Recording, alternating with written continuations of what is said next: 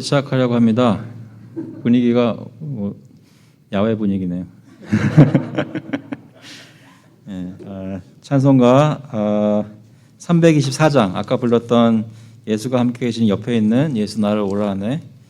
324장, 통일 찬송가는 360장입니다.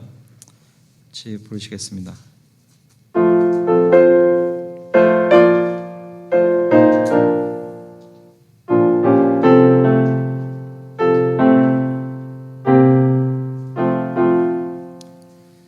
예수 나를 오라 하네. 예수 나를 오라 하네. 어디든지 주를 따라 주와 같이 가려네. 주의 인도하심 따라 주의 인도하심 따라 어디든지 주를 따라 주와 같이 가려네. 겟세마네 동산까지 주와 함께 가려네. 피땀 흘린 동산까지 주와 함께 가려네. 주의 인도하심 따라 주의 인도하심 따라 어디든지 주를 따라 주와 같이 가려네. 심판하실 자리까지 주와 함께 가려네. 심판하실 자리까지 주와 함께 가려네. 주의 인도하심 따라 주의 인도하심 따라 어디든지 주를 따라 주와 같이 가려네. 주가 크신 은혜 내려 나를 항상 돌보시고 크신 영광 보여주며 나와 함께 가시네. 주의 인도하심 따라 주의 인도하심 따라 어디든지 주를 따라 주와 같이 가려네. 기도하겠습니다. 하나님 감사합니다. 예배를 잘 마치고 또 다시 모여 성경 공부를 하려고 합니다. 소리문답에 따라서 성경 말씀을 들여다볼 때에 주님께서 잘 깨닫게 하시고 특별히 하나님 어떻게 저희가 주님을 따라가야 할지 보여주시는 귀한 시간 되게 인도하여 주셔서 주님을 순종하는 것에 대해 더 잘 배우고 실천할 수 있는 그런 많은 적용이 되는 그런 공부 시간 될 수 있도록 인도하여 주셔서 감사드리면서 예수 그리스도의 이름으로 기도합나이다. 아멘. 네, 오늘은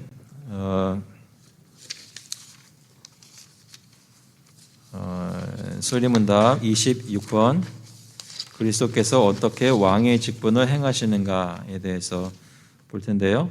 저희가 선지자와 제사장의 직분 저희가 살펴보았고, 오늘은 그리스도의 왕의 직분에 대해서 보게 됩니다.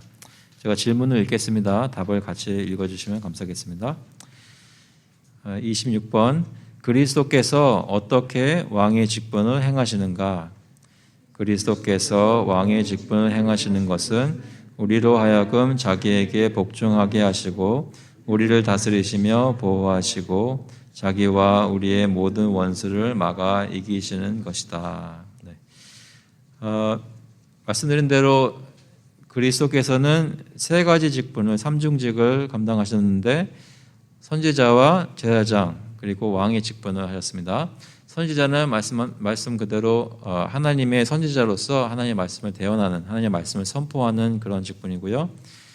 그리고 제사장은 하나님의 백성을 위해 제물을 바치고, 예수께서는 자기 자신을 제물로 바치셨죠. 그리고 주님께 나와서 그 제물을 바침으로써 하나님과 죄인들의 사이를 화목하게 하셨고요. 그뿐만 아니라 제사장으로서 저희를 위해 계속 기도하고 계시다고 말씀드렸죠. 오늘 왕의 직분은 무엇인가 보니까 우리로 하여금 자기에게 복종하게 하시고 우리를 다스리시며 보호하시고 자기와 우리의 모든 원수를 막아 이기시는 것이다 라고 얘기하는데요.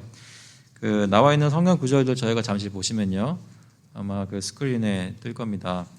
같이 한번 보겠습니다. 먼저 시편 110편 3절 말씀 보시면 주의 권능의 날에 주의 백성이 거룩한 옷을 입고 즐거이 헌신하니 새벽 이슬 같은 주의 청년들이 주께 나오는도다 했습니다.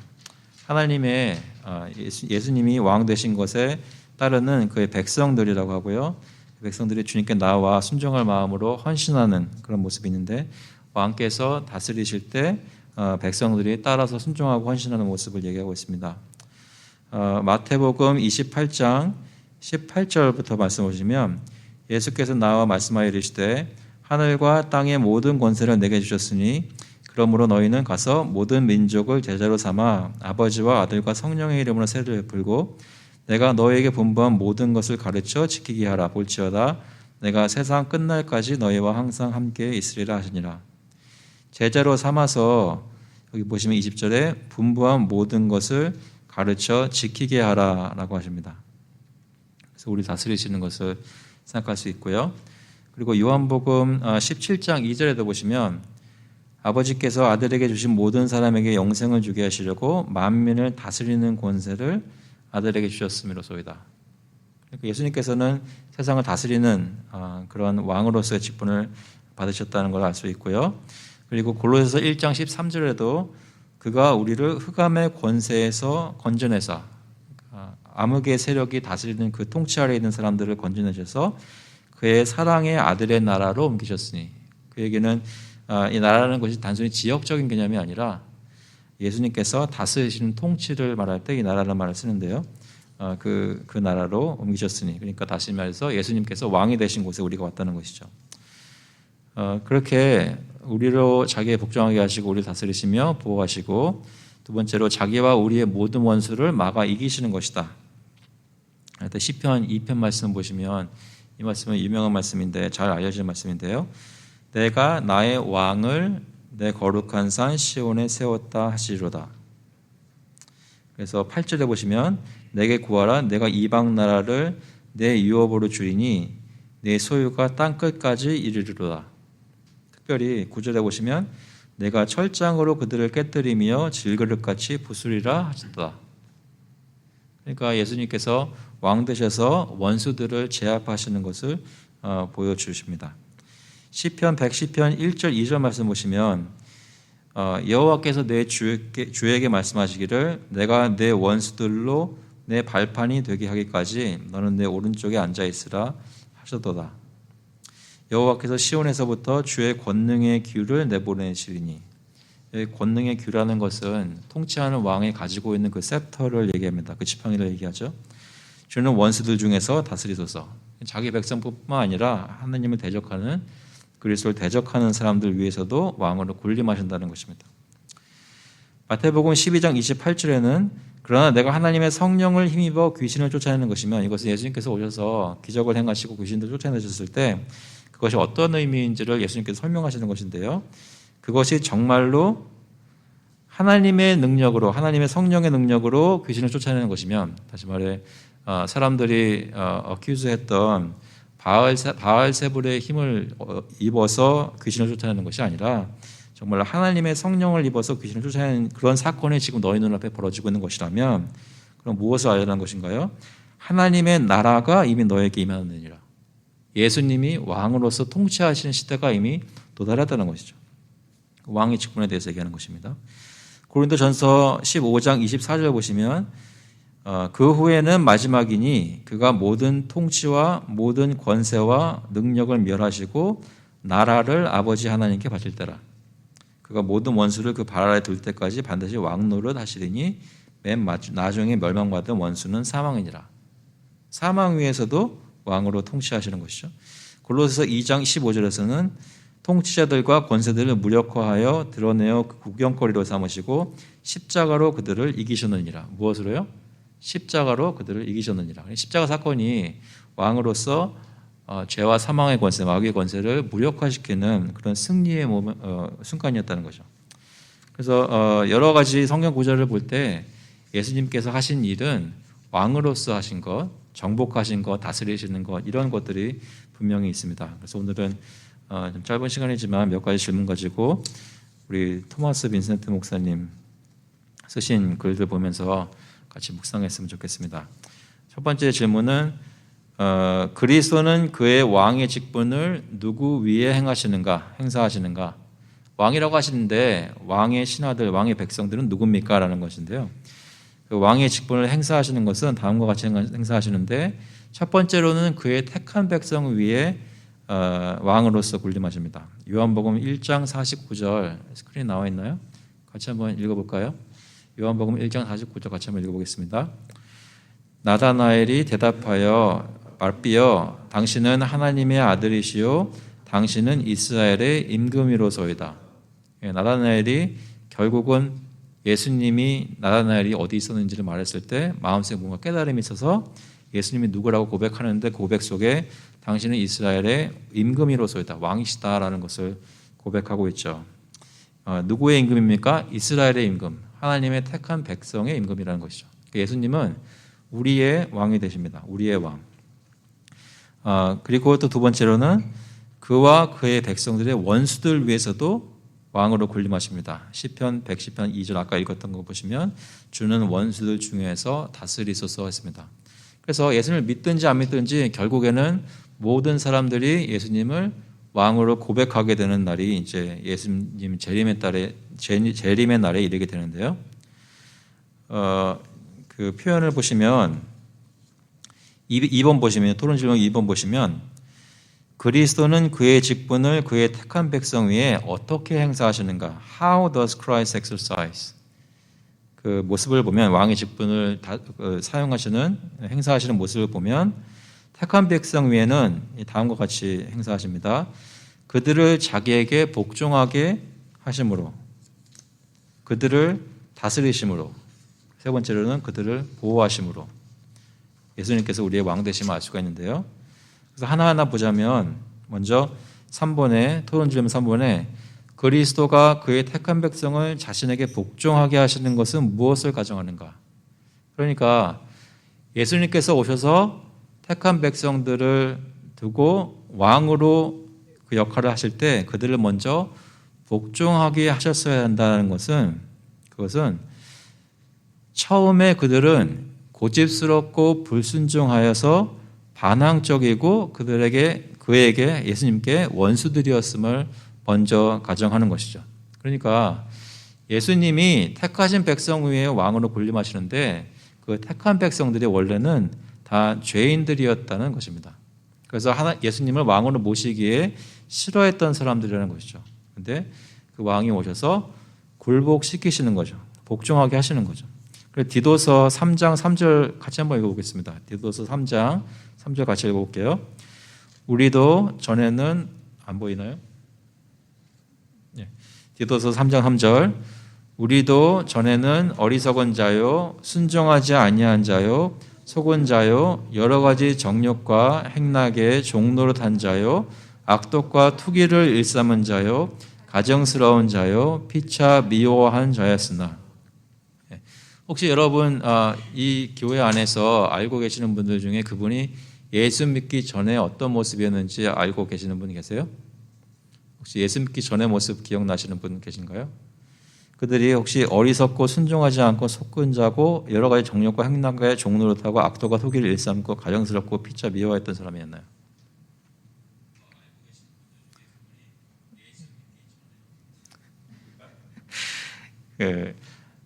우리 모두가 지금은 다 예수님 정말 사랑하고 예수님 따르는 사람 같이 보이지만 우리도 태어날 때부터 죄인이어서 다 주님을 왕으로 모시기 싫어했던 그런 어리석은 사람들이었습니다. 골로새서 1장 21절에도 전에 악한 행실로 멀리 떠나 마음으로 원수가 되었던 너희를, 그러니까 왕께서 오셔서 복종시키셨어야만 하는, 그러니까 우리가 지금 예수님 따라가게 된 것은 순전히 예수님께서 복종하게 만드셨기 때문에 지금 주님으로 모시고 사는 것이란 말씀이죠. 다스림의 하나님의 역사로 우리가 놓여지게 되었습니다. 그러면 4번에 그리스도가 그의 택한 백성을 복종하게 하시는 것은 무엇을 의미하는가?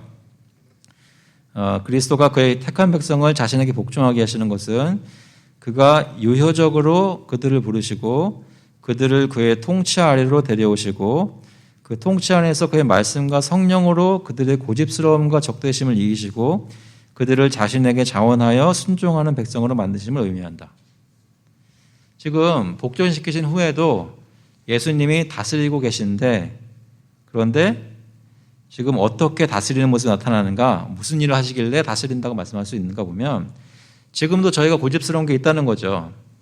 여러분 혹시 하나님 말씀 이런 거라고 얘기를 들었고 또 순종해야 되는 거 아는데 하기 싫은 때 있으셨나요? 그럴 때 예수님께서 왕으로 여러분을 복종하게 하시는 것이 실제로 역사로 일어난다는 것입니다.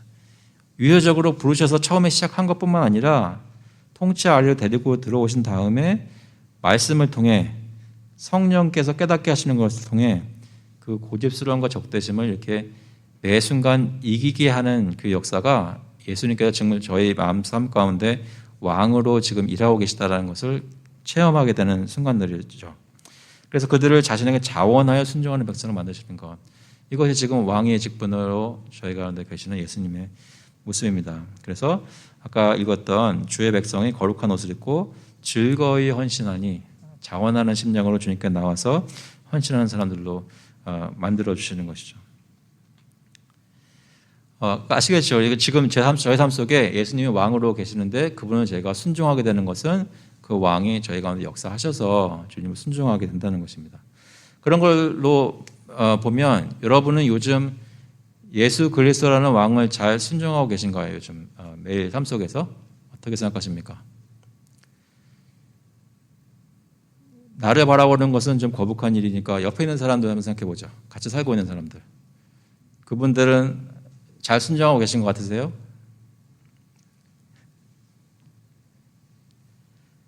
똑같은 잣대로 이제 자신에게 한번 생각해 보십시오. 나는 그것에 대해서 어떤가? 나는 예수님을 잘 순종하고 있는가? 그런데 이런 것 있죠.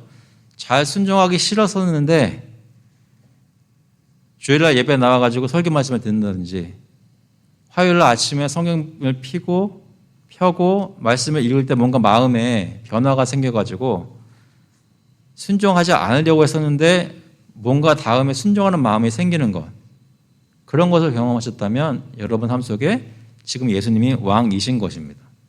복종시키신다는 것이, 계속 그 일을 하고 계신다는 것이죠. 그래서 그리스도는 그의 백성을 또 다스리신다고 하시는데요. 어떻게 다스리시는가? 5번 질문인데요. 이렇게 말씀하십니다. 그리스도는 그의 백성을 다음과 같이 다스리신다. 첫 번째로 그들에게 율법을 주시고 그것들을 따라 그들의 마음과 삶을 맞추어 살도록 하심으로. 그래서 특히 예수님께서 왕으로 우리 가운데 군림하시고 다스리신다고 생각할 때 그 율법이 얼마나 중요한지 얘기를 하고 있습니다. 저희가 소위 율법주의라고 말하는 것은 율법을 의지해서 하나님 앞에 어떤 스탠딩을 얻기 위해 힘쓰고 있다면 그것은 그리스도를 의지하는 것이 아니니까 율법주의가 맞습니다. 그것은 저희가 버려야 할 것이고요. 그런데 그리스도의 은혜로 하나님의 백성된 자로서 어떻게 하나님을 섬길 것인가를 구하려고 할 때 그때 하나님께서 율법이라는 그 율법의 내용을 사용하신다는 것이죠. 내가 어떻게 살면 하나님을 잘 섬기는 백성이 되는지 그 율법이 가르쳐 주는 것이 있다고 합니다. 그래서 이사야 33장 22절에는 여호와여 우리가 주께 바라는 대로 주의 인자하심을 우리에게 베푸소서. 하나님 정말로 원하시는 것이 무엇인지 그것대로 저에게 베풀어 달라는 것이고요. 두 번째로 보시면 그의 율법에 추가하여서 불순종하는 이들을 벌 주신다는 위협과 순종하는 이들을 보상하신다는 약속을 더하심으로. 그래서 예수님께서 저희를 순종하는 사람들을 만들어가는 과정 속에는 단순히 자 너희가 내 백성이 됐으니까 이제 이 율법을 다시 한번 읽어보고 이것의 진정한 의미는 이것이니까 이렇게 살아라 라고 말씀하시는 것으로 끝나지 않고 그 말씀을 지킬 수 있도록 이렇게 제재에 들어오신다는 것입니다. 한번 생각해 보세요. 여러분 운전을 하시면 운전을 할 때 스피드 리밋 표지판이 있잖아요. 이 카운티에서 주에서 정한 그런 스피드 리밋이 있습니다. 저희가 이 나라법을 지키는 삶을 살겠다고 다 마음에 약속을 하고 여기 나라에 살고 있는데 그것으로 다 잘 지켜지고 있나요? 잘 안 지켜지고 있죠. 그래서 어떻게 합니까? 이 나라에서는 어떻게 해요? 스피드 리밋을 지나가면 이러이러한 벌금을 물 것입니다라고 정해서 그걸 부과하죠. 실제로 제재가 있으니까 우리 그것을 따라가는 그런 노력들이 또 있게 되는 겁니다. 그죠? 마찬가지로 영적으로도 예수님께서 이렇게 따라서 하나님을 나를 섬겨라 라고 말씀하시는 것으로 끝나는 것이 아니라 너희가 안 지키면 이런 제재가 있을 것이다 하는 것이 위협이 된다 그래요. 제가 나쁜 의미에서 위협이 아니라 그러면 이런 일들이 있다, 컨시퀀스가 있다는 그런 위협이 있단 말입니다. threatening이 있단 말이에요. 그리고 순종하는 사람들에게는 보상이 있다고 얘기를 합니다. 요한계시록 2장 23절에 보시면 내가 사망으로 그의 자녀를 죽이리니 모든 교회가 나는 사람의 뜻과 마음을 살피는 자인 줄 알지라. 내가 너희 각 사람의 행위대로 갚아주리라. 교회에다가 말씀하시는 것이고 크리스천들에게 말씀하시는 것입니다.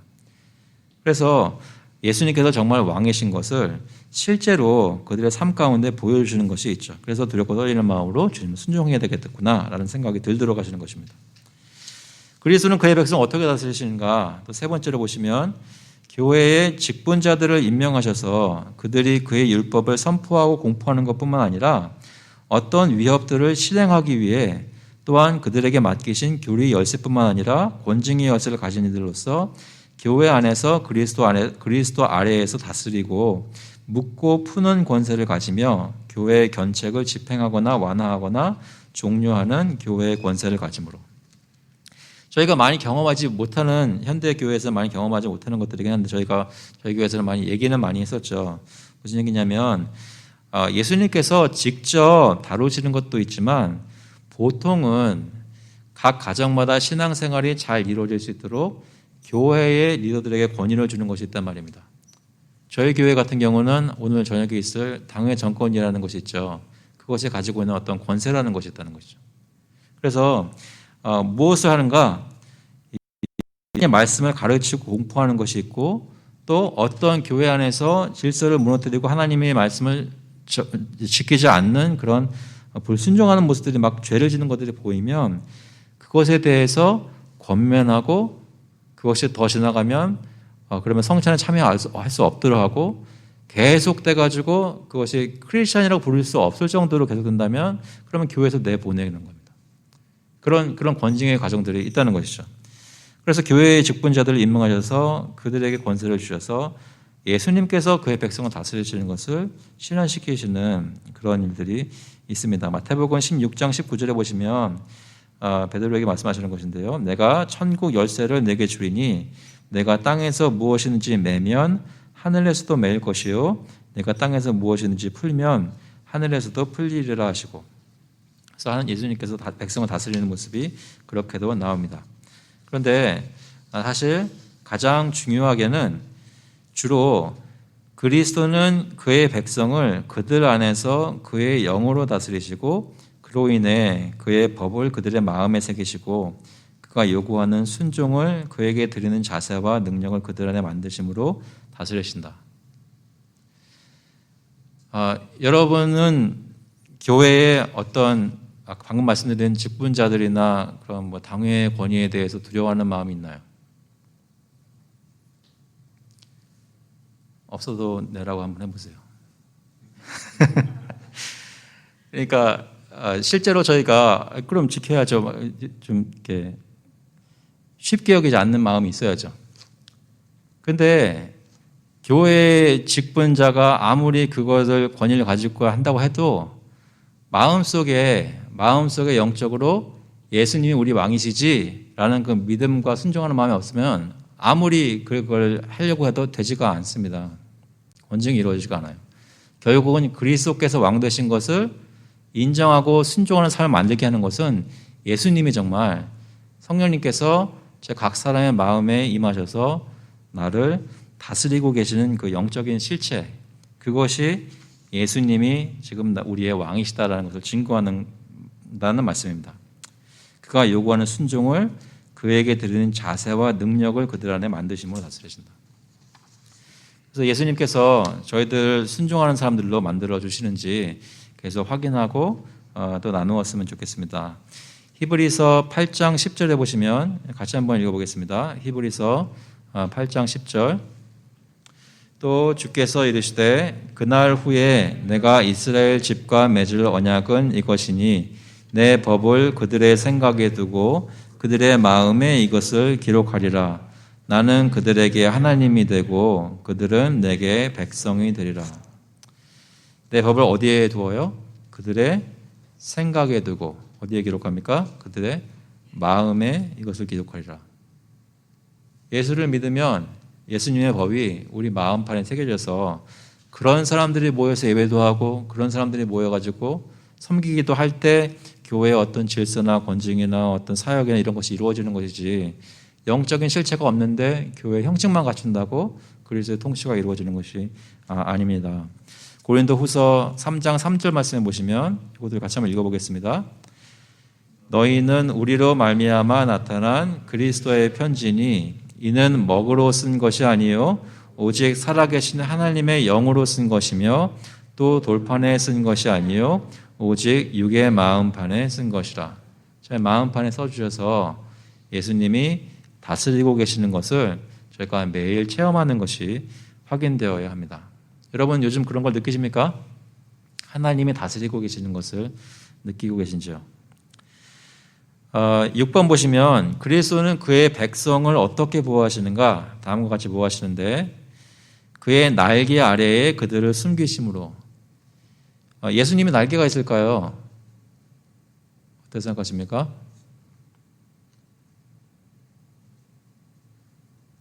이건 꼭 대답해 주셨으면 좋겠는데요. 예수님 날개 있을까요?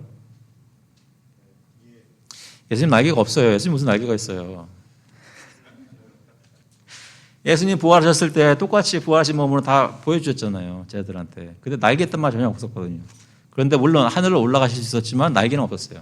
근데 성경은 그의 날개 아래에 그들을 숨기신다고 얘기를 해요. 무슨 얘기냐면 예수님뿐만 아니라 성부 하나님도 그렇고 성령 하나님도 그렇고 원래는 손으로 만질 수 있는 그런 육체가 없었습니다. 그런데도 불구하고 우리에게 말씀하실 때 어떤 말씀을 이해시키시느라고 우리가 이해할 수 있는 랭귀지를 쓰다 보니까 이 날개라는 말을 쓰시는 거예요. 그죠?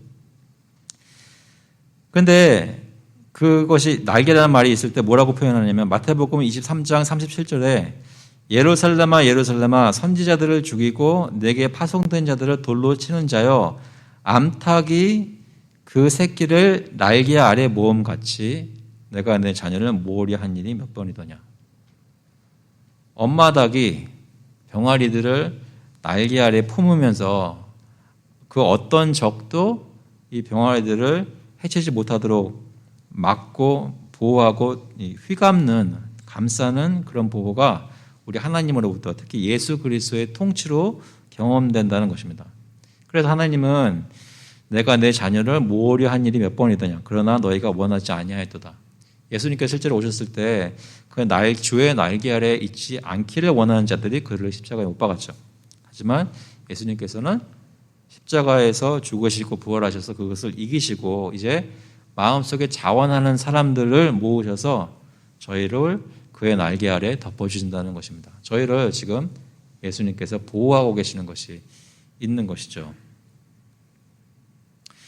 그 보호를 여러분 느끼실 수 있기를 바랍니다. 여러분이 어느 나라의 시민이든지 간에 그 나라에서 지켜주는 것들이 있을 텐데요. 어떤 국가의 통치의 보호보다 예수 그리스도께서 날개 깃으로 덮어주시는 그 보호가 훨씬 강력하신 것을 기억하시기 바랍니다. 시편 91편 4절에 보면 그가 너를 그의 깃으로 덮으시리니 내가 그의 날개 아래에 피하리로다. 그의 진실함은 방패와 선방패가 되시나니. 그렇게 보호하시는 것뿐만 아니라 그와 우리의 모든 원수들을 막으시고 이기심으로 저희를 보호해 주십니다. 다시 말해 예수님께서 감싸주시는 것뿐만 아니라 실제로 우리의 대적을 물리쳐 주시는 것이 있죠. 그럼 7번에 토론 질문 보시면 그리스도와 그의 백성의 원수들은 누구인가? 누가 원수들인가 보시면요. 보통 저희가 세 가지 또는 여기서 말하는 것처럼 네 가지를 얘기하는데요. 그리스도와 그의 백성의 원수들은 마귀와 육신, 그 여기서 말하는 육신은 죄성을 얘기하는데요. 육신과 세상과 사망이다. 그래서 저희가 전통적으로 그리스도의 백성의 대적들이 누구냐 하면 마귀와 육신과 세상, 또는 여기서 말하는 것처럼 마귀와 육신과 세상과 사망으로 얘기를 하는데 그리스도가 그와 그의 백성의 원수들을 막는다는 것은 무엇인가? 8번째 질문 보시면 그리스도는 그와 그의 백성의 원수를 막으시는데 그들의 힘이 남아있음에도 그들에게 경계와 제한을 정하시고 그 얘기는 아직 사탄이나 어떤 죄성들이 막 활개치고 다니는 그런 능력이 아직 있다는 거예요. 그런데도 하나님께서 예수님께서 그 원수를 막는다는 것은 리스트레인 한다는 것은 그들이 여기까지만 하고 거기는 지나지 말아라 라는 경계를 주신다는 것입니다. 그들에게 경계와 제한을 정하시고 그들이 그 경계를 넘는 것을 허용하지 않으심으로 하신다. 저희가 마귀의 역사나 죄성, 세상의 유혹의 역사들을 경험하고 있나요? 사망의 권세들을 느낄 때가 있나요?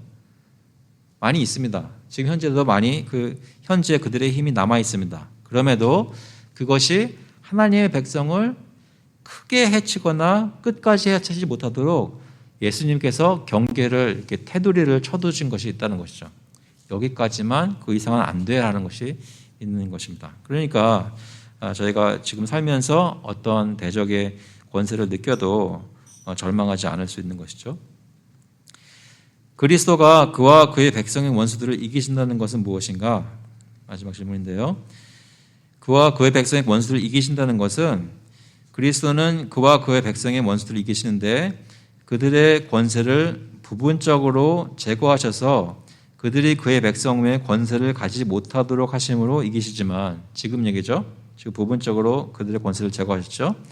그런데 결국에는 그가 그의 모든 원수들을 그의 발 아래 두시고 그들을 완전히 없애시고 멸망시키실 때 그들을 완전히 이기신다. 언제 얘기입니까? 예수님이 재림하셔서 심판주로 군림하실 때 죄와 사망의 권세가 완전히 무너뜨려지고 마귀가 사탄이 지옥불로 던져지는 그 둘째 사망에 이르기까지 주님께 그때가 되면 완전히 이기신다는 말씀입니다.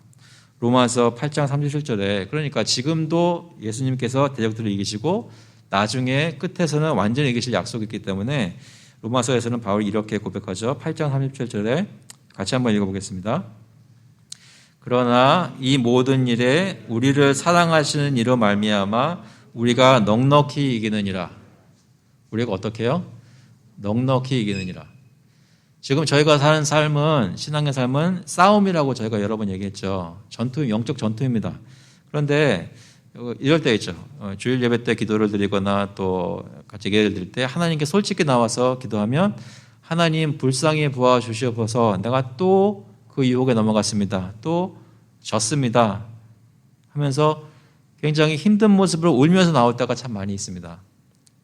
그럴 때가 있습니다. 그걸 부인할 수는 없습니다. 그런데 그럼에도 불구하고 우리는 예수께서 통치하신다는 것을 믿는다면 지금 사는 삶 동안에도 그렇고 나중에 있을 일들에도 그렇고 넉넉하게 이긴다는 거죠. 승리가 예수께 있다는 것입니다. 그것을 잊지 마시고 매일매일 살았으면 좋겠습니다. 지금 예수께서 우리의 왕이시라는 것은 그런 보호, 그런 다스림, 그런 제재, 그런 승리들을 가지고 계시다는 것을 제가 기억했으면 좋겠습니다. 이 말씀만 드리고 마칠게요. 좀 교회에 적용을 해봐서 우리 교회에서 예수님께서 왕이시라는 것은 어떻게 느낄 수 있을까요?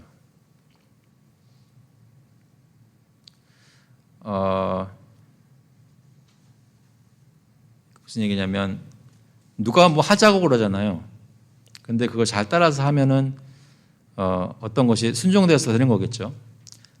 분명히 의자가 이렇게 온라인에 계시는 분들은 모르겠지만 의자가 두 줄, 석줄을 이렇게 있었는데 갑자기 어느 순간에 한 줄로 둥그렇게 바뀌었어요. 이거는 누구 아이디어예요? 누군가의 아이디어였을 거 아니에요. 누가 이렇게 하자고 했을 거 아니에요. 그 사람들이 그거 안 좋다고 막 이렇게 대들었나요, 혹시? 잘 따라 했어요. 그죠? 그러니까 교회의 어떤 일에서 어떤 것이 잘 순조롭게 이루어진 겁니다. 어떻게 이루어졌을까요? 사소한 얘기지만 교회에서 어떤 것을 막 하자고 했어요.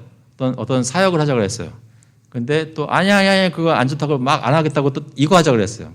그래가지고 교회 안에서 맨 처음에는 다 좋은 마음으로 사역을 시작했던 사람들이 끝에 가지고 서로 이렇게 순종하지 못하고 서로 의견이 갈라지는 것을 혹시 보신 적 있나요? 저는 많이 봤습니다. 누가 봐도 잘못한 사람이 있어요.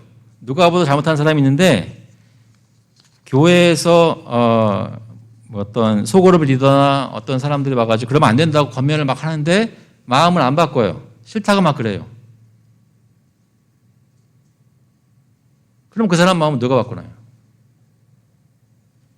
무슨 말씀이냐면 예수님이 왕 되셨다는 것은 그냥 이론적으로 그런 거지 내가 그냥 교리적으로 그냥 사인업하고 그냥 생각만 하고 있으면 되는 게 아니라 실제로 내가 신앙생활할 때 하나님을 순종한다는 것이 예수 그리스도의 권세 때문에 순종하는 것이기 때문에 내가 순종해야지라는 마음으로 겪고 순종하고 불순종했을 때 회개하고 이런 것들이 계속 있게 되는 실제적인 것이란 말입니다. 실제적인 것. 저희 교회에 예수 그리스도의 왕되심이 충만하게 나타나려면 실제로 저희들이 예배드리고 사역하는 모습 속에 하나님의 말씀에 비추어 순종하는 것들이 실제로 있어야 하고 그 말씀에 비추어 순종하는 것에 부족한 모습이 혹시 서로 간의 모습 속에 보이면 마음에 안전한 마음을 가지고 서로 권면하고 당연히 순종을 익스펙트할 수 있는 그런 분위기가 되어야 한다는 것이죠.